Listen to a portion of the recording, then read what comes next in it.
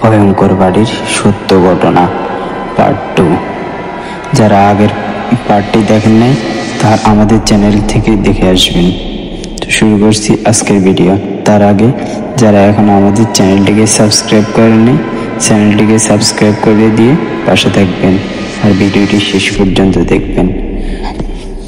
রাহুল বাড়ির উঠে আসার মাত্র কয়েকদিনের মধ্যে অদ্ভুত ঘটনাগুলো তাকে অস্থির করে তুলছিল, কিন্তু সে তখনও ঠিক বুঝেনি এই বাড়ির মধ্যে কি যেন লুকানো আছে, অদৃশ্য কোনো শক্তি, কোনো রহস্য। রাত তখন 2:35। ঘুমের মধ্যে হঠাৎ সে অনুভব করল যেন কেউ তার পায়ের কাছে দাঁড়িয়ে আছে। চোখ খুলতেই তার বুক কেঁপে উঠল। একটা ছায়া, গাঢ় কালো, স্থির হয়ে দাঁড়িয়ে, অথচ কোনো মুখ নেই।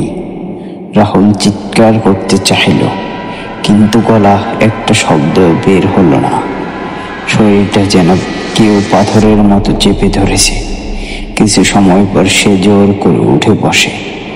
ঘরে তখন ঠান্ডা হাওয়া বইছে, দরজাটা আস্তে করে খুলে যাচ্ছে, কিন্তু বাতাসে তো বন্ধ ছিল।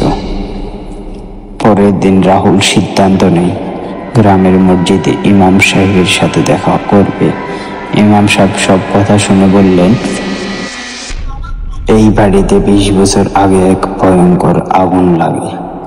সেই আগুনে একজন মা ও তার ছোট্ট মেয়ে পুড়ে মারা যায়। মানুষ বলে তারা এখনো বাড়ির ভিতর আটকে আছে। রাহুল হতভম্ব। সেই মেয়েটাকে সে বারবার দেখছে, সাদা জামা পরা, লম্বা চুল। সে কি ছিল সেই ছোট্ট মেয়ে? তবু রাহুল হাল ছাড়েনি। সে ইমামের কথা মতো কিছু দোয়া পড়ে প্রতিদিন ঘরে পড়তে লাগলো, কিন্তু পরিস্থিতি আরো ভয়ঙ্কর হয়ে উঠল।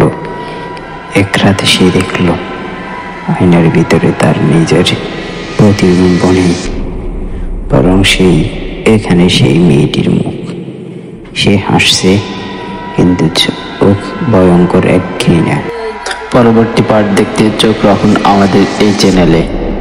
সে পর্যন্ত ভালো থাকবেন, সুস্থ থাকবেন। আল্লাহ হাফেজ। আর ভিডিওটি ভালো লাগলে লাইক, কমেন্ট, শেয়ার করবেন।